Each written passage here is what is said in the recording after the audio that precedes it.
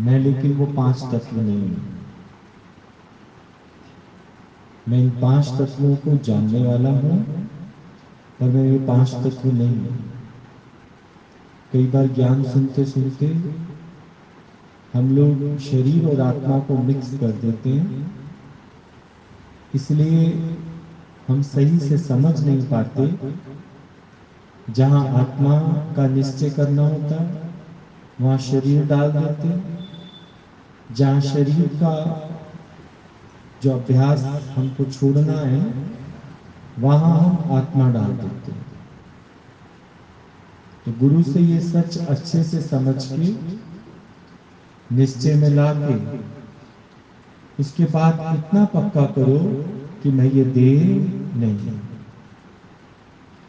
सारे झंझट जो है, सारी कॉम्प्लिकेशंस देह के अंदर है। ये जितने भी फर्ज धर्म है तुम्हारे, ये सब देह के अंदर है, पर मैं देह नहीं हूं। बार बार ये सिमरन करो, अपने को बार बार ये पक्का कराओ कि मैं ये देह नहीं हूं। तो जो भाषा तुम लोग बोलते हो, मैं आता हूं, जाता हूं, खाता हूं, पीता हूं, नहीं, मैं खिलाता हूं। अभी आप अगले संडे से वैसे भी रामायण वॉच करेंगे, राम की लीला को देखोगे कि राम किस तरह से शरीर को अपने से अलग करके जानता है। शरीर को अपने से अलग करके जानना मतलब शरीर के दुख सुख मेरे दुख सुख नहीं है। शरीर को पांच तत्वों से बना है, इसके अंदर घटत बढ़त होती रहती है, लेकिन मैं इसको जानने वाला हूं, मैं ये शरीर नहीं हूं। इतना ही जान लेना तृप्ति का एहसास है। पर जब तक तुम देहाभिमान में बैठे हो, कितना भी तुम ये ज्ञान सुन लो, आपको तृप्ति आने वाली नहीं है। गुरु पहले पहले कहता है कि उस सच को जान, उसका अनुभव कर। तेरा अनुभव ही तुमको निश्चय तक पहुंचाएगा। पर अनुभव नहीं है तुमको, तो जब तक यहां बैठे हो तब तक ही तुम आत्मा आत्मा करते हो। आत्मा आत्मा बोलना नहीं है, निश्चय में लाना। एक बार निश्चय में आने के बाद तुम देखो कितना अपने को तुम फ्री महसूस करो। गुरु के पास आए हो तो सच को जानो। You know the truth, truth will make you free. जब तुम सच को जान लेते हो, फिर ये जो तुम्हारी लैंग्वेज देह अध्यास की है, ये अपने आप ही खत्म हो जाती है। देह अध्यास ही हमेशा डरा डरा रहता है। जिसको पता लग जाए ये देह अध्यासी है, उसको डराने वाले भी अनेक हो जाते हैं, भरम डालने वाले भी अनेक हो जाते हैं। तुम निश्चय करो कि मैं आत्मा हूं, तुम्हें कोई नहीं डराएगा, तुम्हें कोई भ्रमों में नहीं डालेगा, तुम्हारे आगे कोई रुकावट नहीं बनेगी। पर तुमने संसार में अपना निश्चय ये दिखा रखा है कि मैं देहाभिमानी हूं, देहाध्यासी हूं। तो रोज तुम्हारे लिए एक नई प्रॉब्लम, रोज तुम्हारे लिए एक नई परिस्थिति, रोज तुम्हारे आगे कई तरह की कॉम्प्लिकेशंस है। पर इन सब बातों से अगर तुम ऊपर उठना चाहते हो तो चलो आत्मा की शरण में चलो। आत्मा की शरण में जाने के बाद कोई हालात, कोई परिस्थिति नहीं बची। पर तुम ये देखो, तुमने शरण किसकी ले रखी है? तुमने शरण ले रखी है जीव की, जगत की। तो तुम्हारे अंदर अपने आप जो स्वभाव संस्कार में आएंगे वो जीव जैसे आएंगे और जगत जैसे। जब तुम आत्मा की शरण लेते हो तो तुम्हें ये अभी ऑलरेडी रफली तुम लोगों को केवल इस बात का अभ्यास है कि भगवान की शरण ले लेने से सब ठीक हो जाता है। ये तो पता है ना सबको रटी हुई बात कि भगवान की शरण जाने से सब ठीक हो जाता है। भले तुमको अभी आत्मा का अनुभव नहीं है, निश्चय नहीं है, पर फिर भी कभी तुम्हारे जीवन में कोई परिस्थिति आती है तो तुम्हारे मुंह से किसका नाम निकलता है? भगवान का नाम। क्यों? कहीं ना कहीं तुमको अंदर में ये पता है कि भगवान की शरण में जाने से ये हालत मेरी ठीक हो जाएगी। तो जब एक पल का तुम ध्यान करते हो भगवान का, एक घड़ी का उसका ध्यान करते हो, तो हालत तुमको असर नहीं करती। क्या तुम नहीं चाहते कि ये परमानेंट हो जाए? क्योंकि हालतें तो आती जाती नहीं, ऐसा नहीं है कि आज हालत आई है कल नहीं आएगी। गुरु नानक साहब ने भी बोला, प्रभु के सिमरे दुख ना संतापे। ऐसा नहीं है कि प्रभु के सिमरन से दुख आएंगे नहीं, आएंगे पर तुमको असर नहीं करेंगे। जैसे इन दिनों में ये जो दिन चल रहे हैं, चाहे वो कोरोना काल है, चाहे ये श्राद्ध के दिन है, तुम अपना अनुभव मुझे बताओ कि फ्री महसूस कर रहे हो या बंधा हुआ महसूस कर रहे हो? फ्री महसूस कर रहे हो। गुरु तुमको ये ताकत ना देता, शक्ति ना देता, ये पावर ना देता, तो तुम्हारे ऊपर भी बड़े सारे हेड है।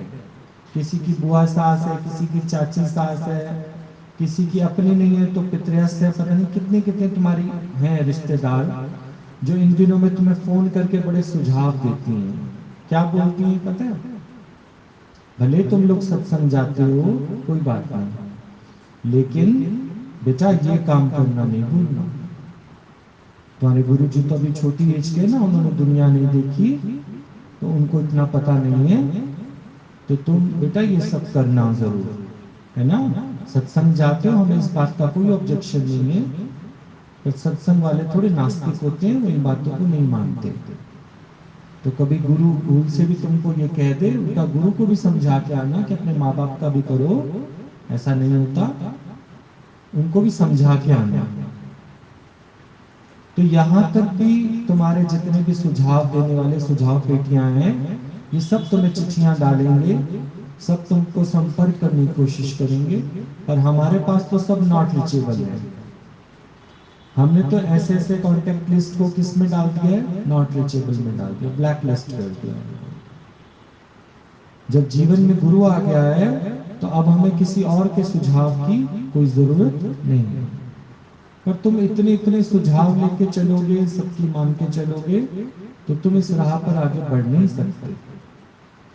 एक चीज तो पक्की कर लो ना तुम लोग, कि देह हो या आत्मा हो, आत्मा हो तो तेरे लिए कोई धर्म कर्म नहीं है, शरीर हो तो फिर तुम्हारे लिए सब कुछ, पर शरीर को जानने वाले हो, भगवान को पाने आए हो।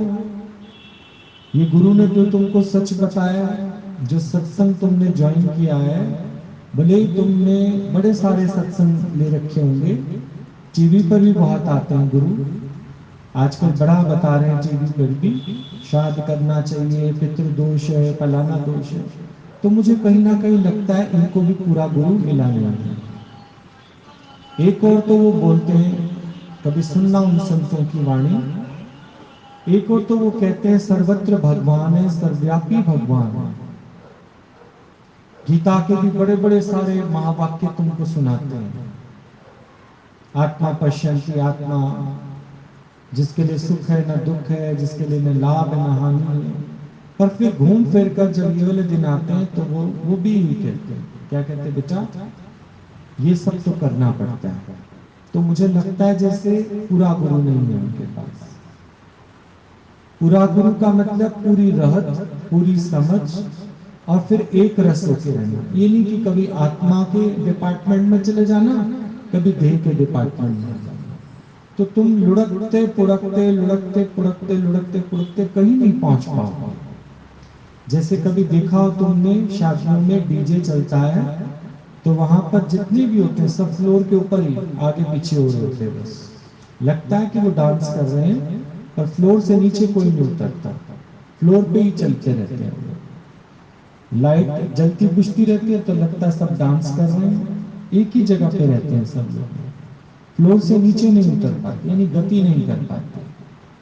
पर सत्संग मिलता है हम लोगों को तो ये समझ आती है कि जो हम पहले करते थे वो अब नहीं करते। पहले हम सब देहाध्यास के अंदर बैठे हुए थे पर गुरु मिला तो गुरु ने एक ही बात समझाई हमको कि ये मानुष योनि तुमको मिली है प्रभु को पाने के लिए। प्रभु को पाने के लिए तुझे देह बुलानी पड़ेगी, नए मकान में जाने के लिए पुराने मकान से तुमको निकलना पड़ेगा। ऐसा नहीं है कि तुम एक पैर वहां रख लो और एक पैर नए मकान में रख लो। पुरानी पोशाक उतारोगे तभी तो नई पोशाक पहनोगे उसके ऊपर।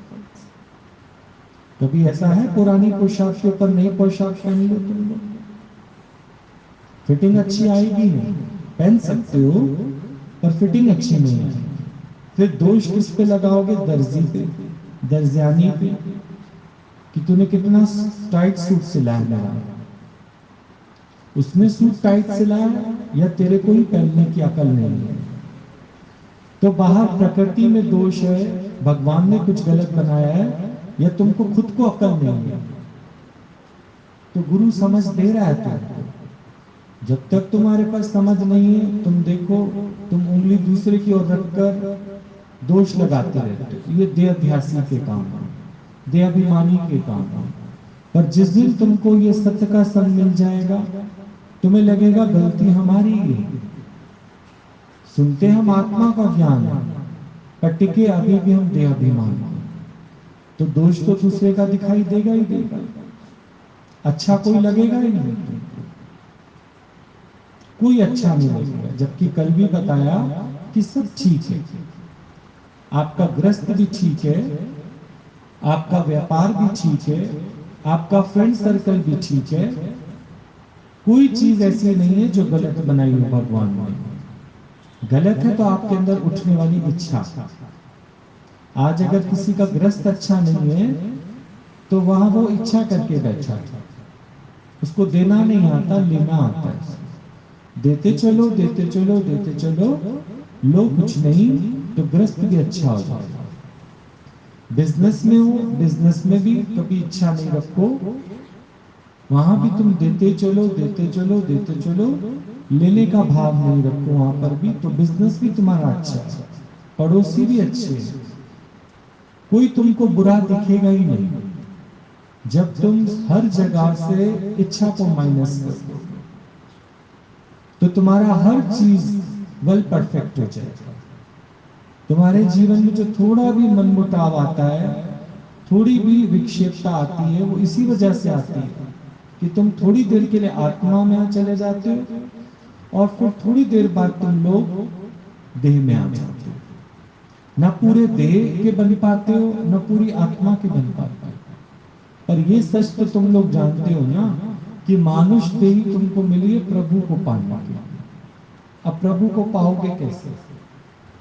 जीव है तो जगत है, जीव है तो भगवान नहीं है, ये ध्यान रखना। जीव है तो जगत है, जब तक तुम जीव भाव में हो तुम्हारे लिए जगत के फर्ज, धर्म, कर्म, समाज, सोशल, ये सब तुम्हारे लिए है, क्योंकि तुम जीव है। तुम अपने आप ही तो कहते हो संसार में आए हैं तो सब काम तो करने हैं। कौन मना करता है तुमको काम करने से? कर्म करो पर उस कर्म में आसक्त तो नहीं हो जाओ ना। कर्म करने की मनाही नहीं, आप एक पलक झपकते ये भी कर्म है, श्वास लेते हो ये भी एक कर्म है, एक कदम भी आगे बढ़ाते हो ये भी कर्म है। पर कौन सा कर्म तेरे को करना है कौन सा नहीं करना, ये तेरा धर्म तेरे को सिखाता है, और धर्म है गुरु के पास नहीं। कर्म तो सभी है ना। आप देखो एक बच्चा जो माँ का कहना नहीं मान रहा, कर्म तो वो भी कर रहा है, और जो कहना मान रहा है कर्म वो भी कर रहा है। लेकिन धर्म हमें क्या सिखाता है? धर्म हमें सिखाता है जो कहना नहीं मान रहा इच्छा के कारण नहीं मान रहा, जो कहना मान रहा है वो निरिच्छा भाव से, उसको कोई इच्छा नहीं है। नहीं, अगर आपका अपने किसी सगे संबंधी से झगड़ा है, ये भी कर्म है, और किसी से प्रेम है तो ये भी कर्म है। कर्म तो दोनों क्षेत्रों में हो रहा है। अगर आप राग करके बैठे हो तो भी कर्म ही तो कर रहे हो, उसके साथ आना जाना कर रहे हो। और द्वेष कर रहे हो वो भी कर्म है आपका, क्योंकि सारा दिन आपके अंदर में बात उसी की चलती रहेगी। तो राग वाले व्यक्ति के पास भी कर्म है, द्वेष वाले व्यक्ति के पास भी कर्म है। पर कर्म कौन सा करना है ये हमारा धर्म हमको बताता है। तो सच्चा धर्म तेरा क्या है? निरासक्त भाव से है, निरासक्त भाव से।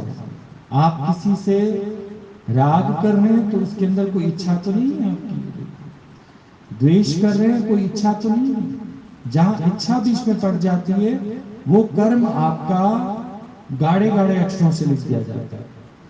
पर जिसके अंदर कोई इच्छा ही नहीं है वो निष्काम भाव से होता है। पूरी गीता में बोला निष्काम भाव से अर्जुन जो मुझको भजता है वो मेरा परम प्रिय भक्त है। अब कर्म तो वो भी करता है, तुम ज्ञान सुन रहे हो ये भी एक कर्म है, ज्ञान बोला जा रहा है ये भी एक कर्म है। पर दोनों की ओर भगवान इसलिए प्रकट है क्योंकि सुनाने वाला भी हमसे कुछ चाहना नहीं करता और सुनने वाला भी हमसे कुछ चाहना नहीं करता। तो दोनों मिलके क्या हो गए? एक। दोनों की भावना एक हो गई। जब दोनों की भावना एक हो गई तो ना हमारा आपस में कभी राग होगा और ना कभी द्वेष होगा। तो ऐसे ही हमको एक होना है, किससे? भगवान से। अगर आप जगत देखते हैं तो आप कभी एक नहीं हो पाएंगे। क्या जगत के साथ आप अपना मैचिंग कर सकते हैं? कर सकते हैं? जगत में एक रूप होकर रह सकते हैं? नहीं रह सकते। तो भगवान कैसे मिलेगा? जब आप जगत में ही जगदीश को देख लोगे तो आपको भगवान मिलेगा। पर ये तुमको समझ देगा कौन? गुरु। गुरु तुमको सच्ची समझ देकर द्वैत के सारे कर्म तुमसे खत्म करा देगा। चाहे ये श्राद्ध का कार्य है, चाहे धूप दीप का कार्य है। आप देखो ना, इच्छा तो है अंदर में कोई, देहाध्यासी बढ़ चढ़कर हिस्सा लेते हैं इसके अंदर। पर आप श्राद्ध को प्रसाद का नाम भी तो दे सकते हो, उसके अंदर से इच्छा माइनस कर दो अपनी बस। नहीं, तुम सुबह भी सुन चुके हो, पुत्र से पितृ, पितृ से पुत्र। पुत्र भी इच्छा करके आया है और जो पितृ भी है वो इच्छा से ही पितृ बना है। जो पुत्र तुम लाए हो इच्छा करके तो लाए हो नहीं। हम जैसे पूछते हैं ना किसी से, भाई अब तुमने विवाह किया, आगे बोला आगे क्या? आगे संतान उत्पन्न करेंगे। क्यों उत्पन्न करोगे? विवाह तक बात ठीक है, विवाह हो गया, फिर अब पुत्र क्यों उत्पन्न करोगे? बोला क्योंकि हमारे पितरों को शांति कैसे मिलेगी फिर? बोलो। और जो अभी सत्संग में जुड़ जाते हैं उनको कभी अपना सत्संग छोड़ के पोता पोती खिलाना पड़े तो कितना उनको बुरा लगता है ना। तो ये पितृ खुश हुए, उनको लगता है ना देखो हमारी पछाड़ी की अवस्था है, अब इस समय हमारी बहुत उम्र बीत गई है पर अभी तक हम लोग इन्हीं में फंसे पड़े हैं, कब भगवान उनको रास्ता देगा? तो आप सोच के देखो, मांगे किसने? ही कुल के दीपक। कई लोग तो नाम भी रखते हैं कुल दीपक। तब समझ नहीं थी ना आप लोगों को, तब समझ नहीं थी तो आपने बोला कुल दीपक होने चाहिए ताकि कुल में दीपक जलता रहे। नहीं, अब कुल के दीपक को जलाने के लिए तेल तो अपना निकालना पड़ेगा ना आपको। तेल डालोगे तो दीपक जलेगा ना। नहीं, ना हम तेल डालते ना हम दीपक जलवाते, क्योंकि जो एक दीपक है संसार का वो सर्वदा ही जलेगा। तू मैं रहे ना रहे वो दीपक हमेशा जलता ही रहेगा। सूरज जले जलते रहना, सूरज जैसा दीपक नहीं, चंद्रमा जैसा दीपक कोई है नहीं। ये बात जब जगन्नाथपुरी में गुरु नानक देव जी से आरती घुमाने के लिए बोला, तो बोला चलो हम भी घुमाएंगे आरती। आरती तो सबने घुमाई, पर गुरु नानक देव जी अंदर भी नहीं आए। तो सब पंडितों ने उनका विरोध किया और बोला कि क्या बात है, आप तो कह रहे थे हम आरती घुमाएंगे, आपने तो आरती घुमाई नहीं। तो गुरु नानक देव जी ने बोला असल में आरती तो घुमाई मैंने, तुम सब ने तो आरती नहीं घुमाई। बोला अरे हमने तो आरती घुमाई है। बोला नहीं, असल में तो आरती मैंने घुमाई, तुमने नहीं घुमाई। क्योंकि जो जो तुम में से आरती घुमा रहा था वो अपने अंदर में ध्यान कहीं और ले जा रहा था, इच्छा पड़ी हुई थी अंदर, क्योंकि अभिमान था ना, मैं आरती करने वाला हूं, मैं आरती कर रहा हूं। उसके बाद थोड़ी दक्षिणा रखते बीच में, फिर ऐसे ऐसे करते हो, तो कुछ इच्छा रख के करते हो। और बोला फिर आपने कैसे किया आरती? बोला मेरे इसके अंदर कर्ता भाव नहीं था, क्योंकि जो मैं अपने को जानता हूं कि मैं ब्रह्म हूं, तो ब्रह्म के कारण सूरज, चंद्रमा, तारे, ये सब 24 घंटे उस नारायण की भक्ति कर रहे हैं, उस निराकार की भक्ति कर रहे हैं। तुमने तो फिर भी एक एक दो दो बार झुला झुला के रख दिया, तुम्हारा दीपक तो अभी बुझ जाएगा, पर मेरा जो सूरज चंद्रमा दीपक है ये सर्वदा जलते रहेंगे। तो आरती में असल में तुम लोगों ने नहीं की, क्योंकि तुम्हारी वाली आरती में कहीं ना कहीं देहाभिमान था। तब उनको बात गुरु नानक देव जी की समझ आई। तो फिर गुरु नानक जी ने बोला कैसी आरती होए भवखंड में, कैसी आरती हो जाए, देह के साथ तो कोई आरती नहीं। यानी जीव है तो जगत, जीव है तो भगवान नहीं है, कभी ध्यान रखना। यानी जगन्नाथपुरी में जो आरती हुई है वो आरती नहीं हुई, क्योंकि जीवों ने झुलाई है वो आरती।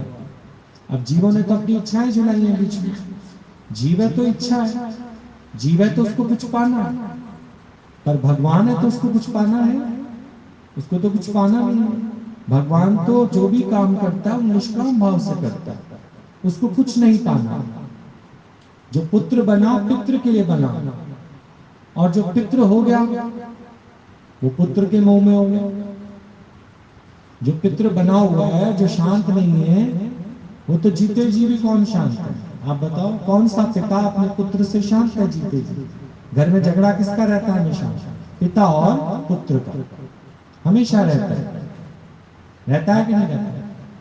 जीते जी भी पुत्र और पितृ शांत नहीं है, और जाने के बाद कैसे शांत हो जाएंगे?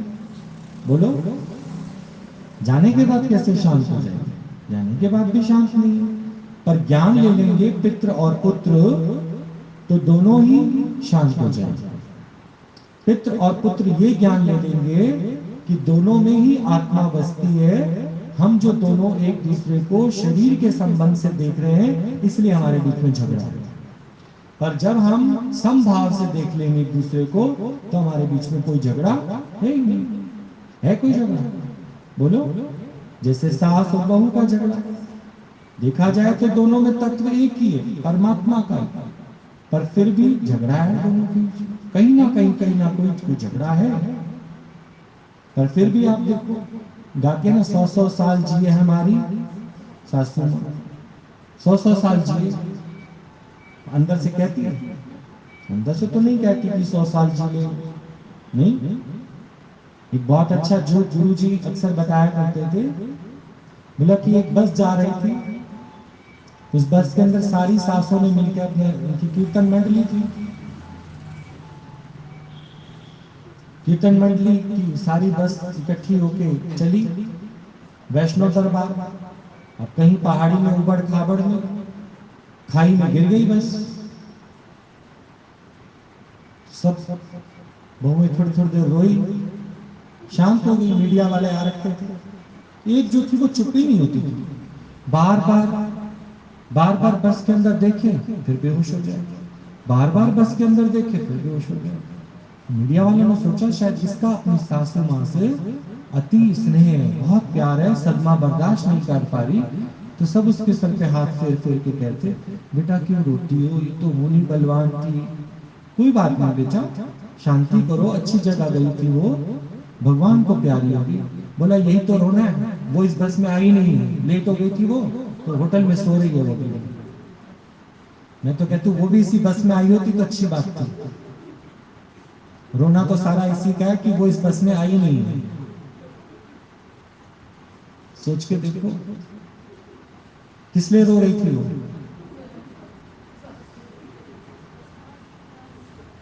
वो आई नहीं ना इस बस में, लेट उठी होगी, बस तो चल पड़ी है, बस चली और खाई में गिर गई। ये है दुनिया के संबंध, रिश्ते नाते, नहीं जो ऊपर से बड़े मीठे मीठे लगते हैं, अंदर से खोखले हैं चाहत के कारण। हमारे आपस में निभ नहीं पाती एक चाहत के कारण। नहीं तो आप देखा जाए यहाँ गुरु यही सिखाता है, ना कोई सास, ना कोई बहू, ना कोई बहन, ना कोई बेटी, ना कोई भाई, ना कोई पुत्र, ना कोई पितृ, सब कौन है? भगवान के बंदे हैं। सर्व से प्यार करो, और पहले पहले शुरुआत अपने घर से करो। अगर आपके घर में चार प्राणियों में आपस में प्यार नहीं है, आप यहाँ आकर कितना भी आपस में प्यार कर लो, वो आपको जायज नहीं है। घरों में आपका आपस में प्यार क्यों नहीं हो पाएगा? अधिकार रखते हो ना एक दूसरे पे, इच्छा रखते हो, जीव हो, तुमको पता नहीं है कि तुम क्या कर रहे हो। प्यार करो, आपस में प्रेम करो, इच्छा नहीं रखो एक दूसरे से, इज्जत दो, सम्मान दो एक दूसरे को, इच्छा नहीं रखो। बोलो कुछ भी नहीं, चुप करके देखो सारी लीला। फिर अब तुम्हारे अंदर सवाल आएगा, अगर ऐसे करते रहेंगे तो हमें सत्संग तो आने नहीं देते वो लोग। आने देंगे, आने देंगे, मना नहीं करेंगे तुमको। जब तुम देने का काम करोगे तो कुछ नहीं करेंगे। तुम थोड़ा सा भी ये भाव रखोगे ना, नहीं आने देंगे, तो ये भाव उन तक पहुंच जाएगा, फिर वो नहीं आने देंगे। तुम थोड़ा सा ये डर रखोगे ना, हम इनके साथ रह रहे हैं, इनकी इज्जत हमारे हाथ में, हमारी इज्जत इनके हाथ में, ये कुछ बातें जो है कॉम्प्लिकेशन, देहाध्यासी बातें निकाल दो अपने अंदर से, और आत्मा के निश्चय में आ जाओ। तुमको कोई नहीं रोकेगा, कोई नहीं रोकेगा। जब तुम्हारे अंदर चेंज देखेंगे वो, कोई नहीं रोकेगा। पर तुम बातें स्टूपिड वाली करोगे तो सब कहेंगे जाने का फायदा ही क्या है तुम लोगों का। बात बात पे तुम घबरा जाते हो, बात बात पे तुम परेशान हो जाते हो, बात बात पे तुम लोग अपने निश्चय से गिर जाते हो। तो इसलिए तुमको मना करते हैं कि कोई फायदा हमें लग नहीं रहा। बच्चे की ट्यूशन आप कब छुड़ा देते हो? जब पहले बार मार्क्स देखते हो कम है मार्क्स, दूसरी बार फिर बच्चा कहता नहीं मम्मी जो सवाल मैडम ने कराए थे ना वो नहीं आए थे। मम्मी भी मान लेगी, मम्मी बेचारी मान लेती हो तो बार दूसरी बार भी चांस देती है, तीसरी बार भी देती है, कहती है भैया अब और चांस मैं नहीं दे सकती, फाइनल एग्जाम आ गए, मुझे तो इससे लग रहा है तुम फेल ही हो जाओगे। तो वो ट्यूशन चेंज कराती है फिर उसकी। नहीं तो घर वाले भी तुम्हारे ऊपर ऑब्जर्व करते हैं तुमको, कितने टाइम से तुम लोग सत्संग जा रहे हो, पर तुम्हारी रहनी कैसी है, बोलचाल कैसी है तुम्हारी, तुम्हारा व्यक्तित्व कैसा है। कभी तो तुम बिल्कुल गुड़ बन के इतने मीठे हो जाते हो, कभी एकदम से जब यहाँ से वाणी सुन के जाओगे ना, एकदम झोला झाला फेंक के, ना हम किसी के ना कोई हमारा, वो कहेंगे कहां से भूत चढ़ा है इनके ऊपर। ये तुम्हारा ज्ञान सिखाता है तुम लोगों को। शुरू से पहले तुम इतना चिपकते हो, इतना चिपकते हो, इतनी आदत डाल देते हो अपनी भी उनकी भी। मध्यावस्था में नहीं रहते ना, मध्यम अवस्था में रहो, ना सहारा देके ना सहारा लेके। पर एकदम से अगर तुम झटके से खींचोगे अपने आप को, तो ये ज्ञान पे धप्पा लगेगा ही लगेगा।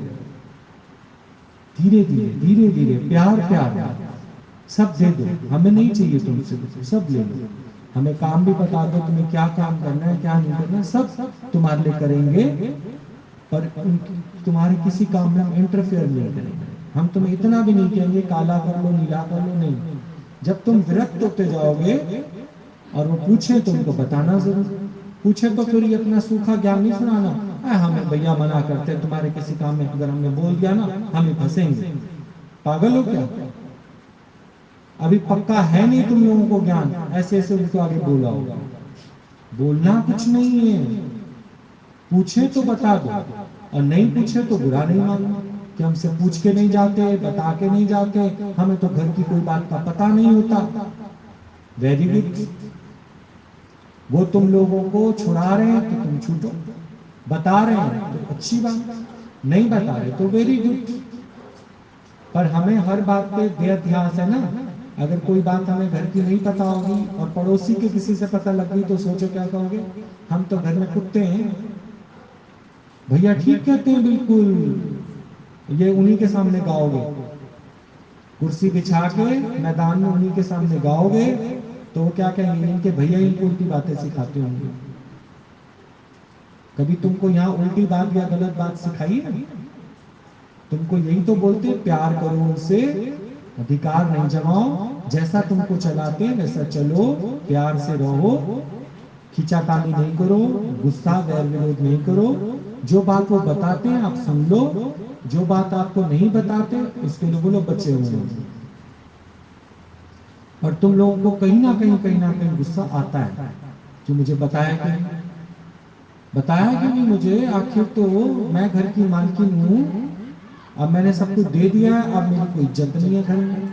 भैया ठीक ही कहते थे मत देना इनको कुछ भी, सब बात में भैया ने चाहे कहा हो या ना कहा हो, भैया का नाम लगा दो सब बात का, नहीं सब बात में भैया का नाम लगा दो। तो वाणियों तो तुम्हारे घर वाले भी सुनते होंगे, वो तो कहते होंगे भैया जी ने तो ऐसा कुछ नहीं बोला, माता तो अपने आप से बना बना के बोलती है बातें सब। तभी कहते हैं यहाँ जब बैठो सत्संग में तो जागृत होके बैठो, तुम संत हो, तुम्हारे अंदर माफ करने का गुण होना चाहिए, देने का गुण होना चाहिए, चीखने चिल्लाने का गुण नहीं होना चाहिए तुम्हारे अंदर। तुम्हें छूटना है संसार के, संसार में फंसना है, तो अपने अंदर ऐसी बात डालो जिसकी वजह से, तुम्हारी वजह से कोई भी घर में कला कलेश नहीं मचे। तुम कई कई दिन तक रूठ जाते हो, बात नहीं करते, बोलते चालते नहीं हो, कहते फिर अब कोई सुनता नहीं तो इसलिए हमने सोचा बोलना ही क्या। तुम्हारे इस कर्म से बहुत बड़ा महाभारत हो सकता है, ध्यान रखना। इसलिए कोई बात समझ ना आए तो पूछ लिया करो कि भैया जी क्या करें, सीधी सीधी बात है ना, सीधी। तुमसे कोई पूछ रहा है वेरी गुड, तो भी प्यार से जवाब दो, नहीं तो भी प्यार से उनको बता दो बेटा जैसा आप लोगों को ठीक लगे वैसा करो। क्योंकि अब आप लोग मैनेज करते हो ना, आप लोगों को पता होगा सोर्स ऑफ इनकम क्या है, पैसा कहाँ से आएगा कहाँ से जाएगा, आप लोगों को पता है, मुझे तो कुछ पता नहीं है। जैसा आपको ठीक लगे बेटा वैसे करो, पर आपकी वाणी में मिठास होनी चाहिए, कटाक्ष नहीं होना चाहिए, तानाकशी नहीं होनी चाहिए। कई बार हमारे बोलने का तरीका बिल्कुल गलत होता है, भले हम मुंह से बात वही जो भैया जी ने बताई है, पर उसमें बात करने का जो ढंग होता है तुम्हारा वो इतना गलत होता है कि ऐसा लगता है तुम किसी को ताना मार रहे हो, तानाकशी कर रहे हो। गुरु कह रहा है ना प्रेम से बात करो, प्यार से, थोड़ा बोलो पर मीठा बोलो। आप लोग संत हो, संतों को कैसा रहना चाहिए, बिल्कुल प्रेम से प्यार से, और किसी बात में मत सोचो कि कोई नुकसान है, कोई घाटा है, कोई फायदा नहीं। तुम आए हो भगवान पाने के लिए, तो भगवान कैसे पाना है, वो पितृ तो तुम्हारे बाद में शांत होंगे। जहां तुम जिन घरों में रहते हो पहले उनको शांति बख्शो, और तुम भी यहाँ से शांत होके मरो, समझे। तुम यहाँ से जाते हो चिड़चिड़ा के, मरमरा के, पता नहीं कब तुमको आईसीयू में डाल दिया जाए, कब वेंटिलेटर पे डाल दिया, पता नहीं अंत समय तुम क्या विचार लेके पहुंच गए हॉस्पिटल, नहीं। लेकिन अगर प्रेम से रहोगे, प्यार से रहोगे, तो फिर वो तो जो स्वाभाविक है वो तो होना ही है, पर सबसे प्यार करके, सबसे अपनापन देके। घर में 4-4 5-5 बहुएं हो तब भी एक की भी नहीं सुननी आपको, सबसे कहो नहीं बेटा प्यार से रहो, आपस में मेरे आगे इस तरह की बातें नहीं करो, मेरे लिए मेरे सारे बच्चे बराबर हैं, ऐसा मत सोचो। और कभी कभी कोई बात हो बोलो बहनों की तरह रहो, प्यार से रहो बेटा, ऐसी बात नहीं करो आपस में। किसी की एक हो, उसको एक को भी ऐसे जान के चलो कि बेटा प्यार से रहो। कितने बंदे हो आप घर के, थोड़े से बंदे हो, प्यार से रहो, प्रेम से रहो, हमसे जो चाहिए वो बता दो। बाकी हम ना तेरे पक्ष में बोलते ना उसके पक्ष में बोलते, मेरे लिए तो सारे बराबर है, सूरज की नजर में सारे बराबर हैं, वो किसी को कम अधिक रोशनी नहीं देता। अभी हमारे आगे भी तो सब बात करते हैं ना, फलाना सत्संगी ये करता, वो ऐसा करता, वो ऐसा करता, तो हम क्या समझाते हैं अपना, बेटा आप किसी के दोष नहीं देखो, कर्म नहीं देखो, हर एक व्यक्ति अपनी अपनी भावना से कर रहा है, हर एक अपना अपना कर्म का फल पाएगा। तुम सीधे सीधे चलो, तरीके से चलो। तुमको अच्छी बात समझानी होगी, नहीं अच्छी बात समझा के चलो, और हो सके तो मौन से कार्य करो, चुप रहेगा। तुमने सियासत छोड़ दी है, तुमने कुर्सी छोड़ दी है, तुम्हें तो अब थोड़ा एक थाली रोटी से मतलब होना चाहिए, इससे ज्यादा का मतलब नहीं होना चाहिए। पर तुम फिर बीच बीच में फिर वोटों पे खड़े हो जाते हो। मैंने देखा है कई लोग संन्यास ले लेते हैं पॉलिटिक्स से, फिर उनको कोई कहता अरे तू खड़ी तो देख तेरे को कितने वोट मिलेंगे। फिर जब तुम बाहर अपनी सहेलियों से मिलते हो, किसी से मिलते हो, तो फिर तुम अपने घर में फिर इलेक्शन में खड़े हो जाते हो, फिर कहते हो नहीं मैं क्यों कुर्सी छोड़ू, मैं क्यों कुर्सी छोड़ू, मैं तो नहीं कुर्सी छोड़ती, जीते जी तो मेरा है सब कुछ। पागलपन के दौरे बीच बीच में पड़ जाते हैं तुम। देहाध्यास छोड़ना है तो छोड़ दो, भगवान को पाना है पा लो। और भगवान को पाने के लिए पहले शुरुआत अपने घरों से करो, प्यार से, प्रेम और प्यार से सबसे रहो। कोई कटाक्ष नहीं, कोई तानाकशी नहीं, कोई बात नहीं। आदत नहीं डालो उन लोगों को इस तरह की कोई। प्यार से रहो, प्रेम से रहो, मिलजुल के रहो। गुरु यही समझाता है तुमको कि अगर तुमने शुरुआत घर से नहीं की तो बाहर तो तुम सिर्फ नाटक करते नहीं। अपनी पहली शुरुआत घर से करो, मौन होके रहो। तुम घर में हो नहीं हो पता भी नहीं लगना चाहिए। शांति से अपना जो सुना है सत्संग उसका मनन करो।